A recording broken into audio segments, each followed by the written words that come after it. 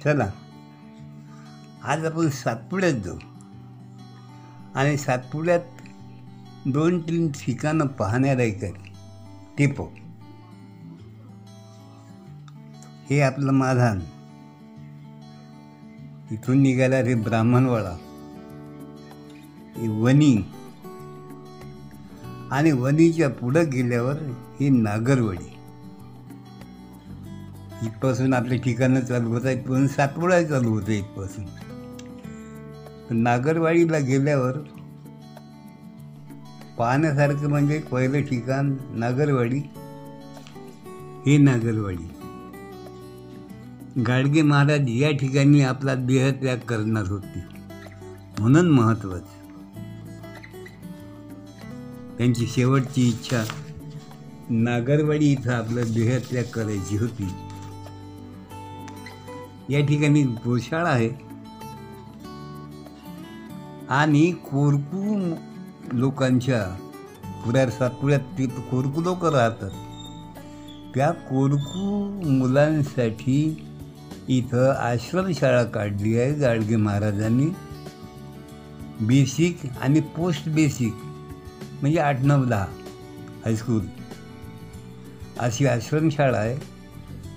या ठिकाणी मी 3 वेळा गेलो, 2 वेळा बेलकुंडला जाताना आणि 1 वेळी इंटरव्ह्यूसाठी गेलो होतो मी. सुंदर ठिकाण आहे, गोशाळा आहे ही. आणि ही गाडगे महाराजची मूर्ती. इतर ठिकाणी मूर्ती पाहिल्या असतील तुम्ही, पण इथली गाडगे महाराजची मूर्ती विशेष आहे. कारण काय, ज्या ठिकाणी माणसाचा जीव अटकला असतो इथली मूर्ती पाहण्यालायक आहे. ही झालं नागरवाडी. आता इथून जाऊ आपण बेलकुंडला. लागला सातपुडा आणि सातपुड्याचं वैभव.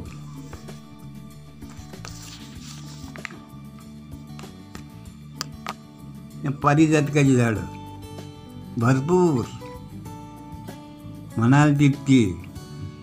नुसते प्राजक्ताचे सडे पडले आहेत. आम्ही 10 वाजता निघालो होतो.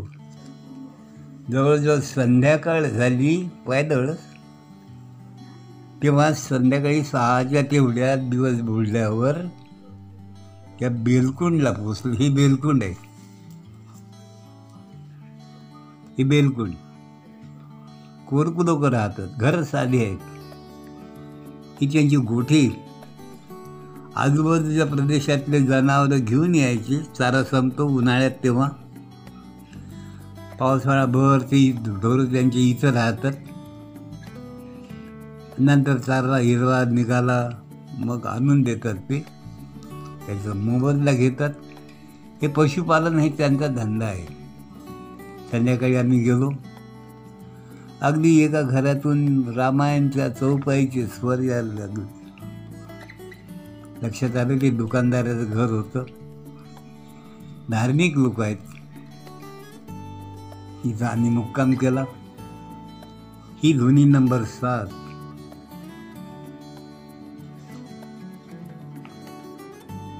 दादाजी धुनेवाल्यांच्या 9 धुन्या प्रसिद्ध आहे. त्यातली ही 7 नंबरची धुनी प्रसिद्ध. इथं राहायची ही धुनी अजून जिवंत आहे, म्हणजे जागृत आहे, सतत पेटत असते. दादाजी इथं राहायचे. मोठे संत होते, माहीत असेल कदाचित.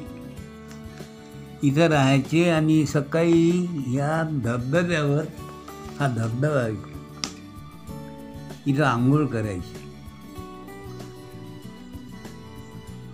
आणि म्हणून हे ठिकाण मोठं महत्त्वाचं. हा धबधबा, हा प्रवाह आहे, की नंतर पुढं पूर्णेला मिळतो. ही दिसते ही पूर्णा नदी. आता याच्या पुढं गेल्यावर हे जे दिसते हे वालम तीर्थ, याला वालम तीर्थ म्हणतात. वाल्मिक ऋषीचा आश्रम होता, पण याला वालम तीर्थ म्हणतात. काय झालं, जिथं जिथं राम गेले समजा, कुठं नसून गेले तरी प्रत्येक ठिकाणच्या कथा त्यांच्या रामायणाशी जुळलेल्या आहेत. ते वाल्मिक ऋषी इथं राहायचे आणि सीतेची मुलं लव आणि कुश इथंच लहानाचे मोठे झाले. एक वेळा वाल्मिक ऋषीच्या आश्रमात अनेक ऋषी आले. बरेच त्यांच्या जीवनाच्या पंक्ता बसल्या. इथं सीतामाई वाढत होती आणि वाढत असताना ते तूप सांडत गेलं. म्हणून ह्या तुपाच्या रेषा त्या ठिकाणी आहेत. ते अजून दिसतात, पाहण्यालाही काय दोन्ही बाजूनं. आणि मध्ये जी आहे ही पूर्णा नदी इथून इथपर्यंत वाहते चांगली. आणि इथं त्या वाल्मिक ऋषी लहान मुलं होते ना, लवकुश, त्यांना त्रास होऊ नये म्हणून त्यांनी काय केलं, पूर्ण प्रवाह आतमध्ये घालून दिला दगडातून. इतकं खोल आहे ती की किती पूर आला पूर्णेला याच्यावर पाणी निघत नाही. याला पूर्णेची घळ म्हणतात. फरलांगभर आहे. इथं नारळ टाकतात लोक, इकडे त्याचं खोबरं खायला भेटते इतके. हा डोह आहे तो.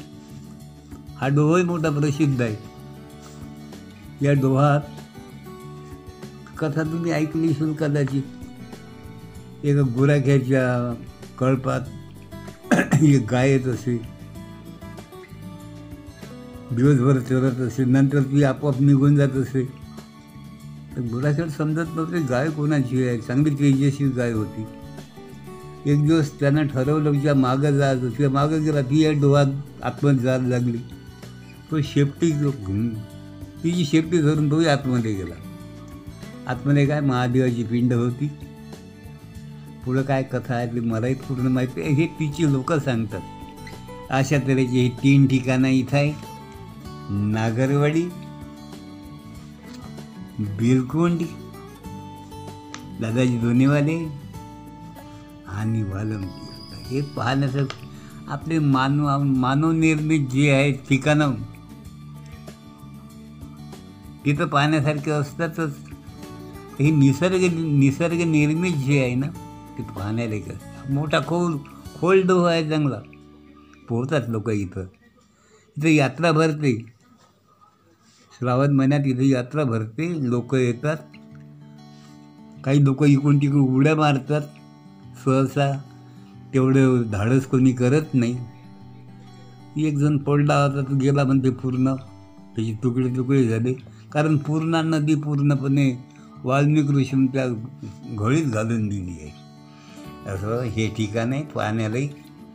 कधी भेट. हां, एक आहे कोयच्या पुढं धरण झालं आहे विसरोळी. त्याचं जर पाणी इथपर्यंत आलं असेल तर हे तुम्हाला पाहायला मिळणार नाही. जर बेलकुंड सुरक्षित असेल, वाल्मिक तीर्थच सुरक्षित असेल तर तुम्हाला पाहायला मिळेल. कारण आता नंतर धरण झालं आहे विसरोळीला, जवळ खाली आहे, पण बहुधा दूर असेल. कारण हे ठिकाण असं आहे. नुसतं सातपुडा म्हणजे का पुढचा पारिजातकाचा खेळ आहे.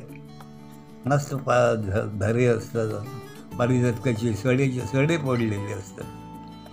असो हे असे ठिकाण आहे.